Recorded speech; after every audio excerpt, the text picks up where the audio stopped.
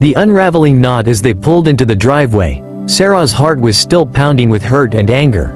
She couldn't believe what had just happened at the shopping mall.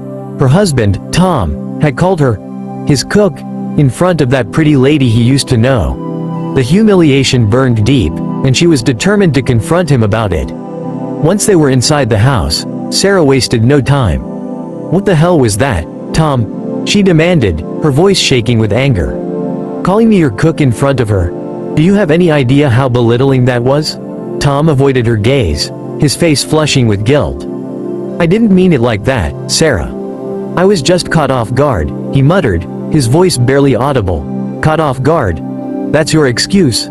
Sarah exclaimed, her temper flaring. "You know what? I'm sick of this. Sick of your disrespect. Sick of your excuses." But instead of apologizing, Tom's next words cut Sarah to the core. "The truth is, Sarah, our marriage was a mistake," he said, his voice cold and distant. "I wasn't in my right senses when I married you. It was a moment of weakness, and now I'm paying for it." Sarah felt like she had been slapped. Was this really happening?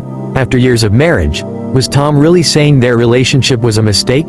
But instead of backing down, Sarah's anger turned to fury. "Well, guess what, Tom? You don't have a choice. You're stuck with me, whether you like it or not," she said, her voice low and menacing. "This marriage is forever, and if you even think about leaving, you'll pay dearly for it." Tom's eyes widened in shock at the venom in her words. He had never seen Sarah like this before, and it scared him. The argument raged on, both of them hurling hurtful words at each other until their voices grew hoarse and the anger began to fade. But even as they fell into an uneasy silence, both Sarah and Tom knew that this was far from over. Their marriage had reached a breaking point, and neither of them knew if it could ever be repaired.